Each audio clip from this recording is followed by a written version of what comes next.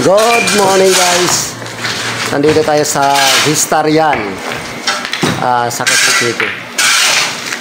Nag-umpisa na tayo kahapon. Ito yung mga kasama natin.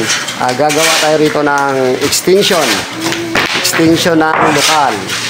Ayan, maliit lang siya, around 100 seating capacity. Kaya gagawin natin itong Dako series. Yun. Ayun mga kasama ko. Si Jawo, si Andre, at saka si Albert. Yan. Sila muna ngayon mga kasama ko. Pero pagka nag-umpisa na kami ng trabaho, ayan, dadagdag na kami ng mga tao. Pag marami nang gagawin. Ngayon muna, tatambak muna kami dyan.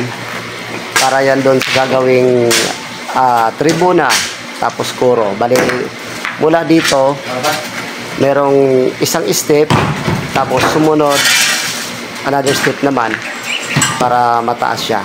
Yan. Itong area na to, ang gagawin. Yan, malawak yan. Yan. Tapos, ididikit namin dyan, sa wall na yan. Yung sa taas na yan, idikit yung bubong, diretso dito. Yan, sa taas na yan. So, yan, abangan nyo. I-vlog natin yan, Dako Serie. Yan, everyday natin yung i-upload para makita ninyo kung ano yung nangyayari. Kung paano kami gumawa. Ayan. Maganda to. Mini chapel.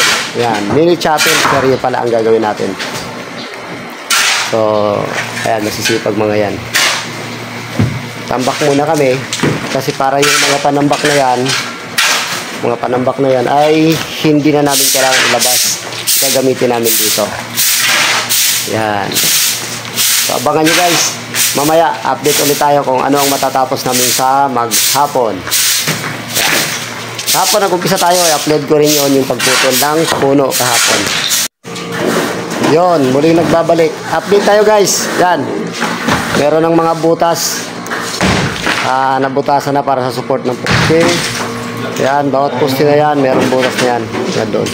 Tapos, tinitibag na rin natin yung existing structure na yan. Kasi papalitan yan. Alisin na yan. Babaguhin. Yan. Tinitibag yun. Ito naman yung kanyang magiging tribuna at saka kuro. Yan. Naka layout na. May mga tansi na rito. Yan. Naka-layout na yan. May division na. Tapos yung mga tinitibag doon, itatambak na lang dyan para wala nang ilalabas. Baka kulangin pa nga din, medyo makapal yung tatambakan. Ayan. Ayan si Andre. Malakas yan, malakas. Humahampas ng maso yan. Talaga naman. Ayan si Jawo. Naglilinis kasi makalat daw si Andre. Ayan, so yun muna, update natin.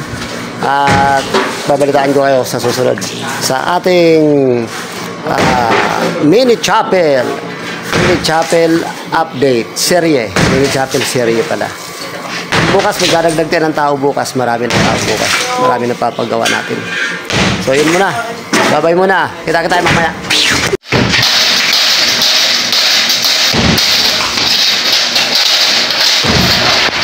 Binaklas na yung kanyang kisame. Bukas na natanggalin yung yero. Ayan yung mga metal faring. At si Andre, ayun, tinitibag na. Tinatapos na ni Andre.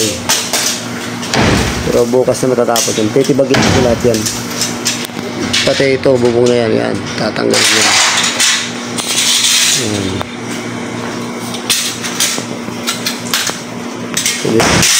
Para malayang makapagtrabaho.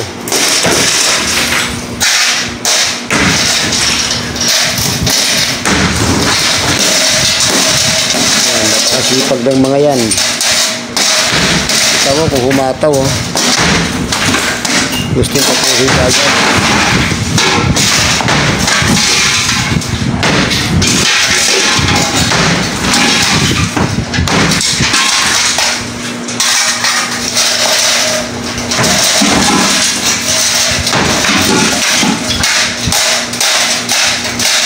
Good morning guys. Dito muli tayo. Bali pangatlong araw. Yan, puporma na. Unahin paggawa yung tribuna at saka yung kuro. Yung dalawa bubuhusan. Tapos yun, durog na yan. Oh. Natibag na yan. So, maiwan lang yung isang wall na yan kasi gagamitin pa rin yan sa pader ng CR. So, ayan na. Malapit na tayo. Malapit na sa katotohanan. Ito ay ikatlong bahagi ng ating mini chapel serye. Yun. Ayan. Bibisihan sila. Ayan. Nagpuporma yung karpintero. Ayan. Okay, panoorin natin sila.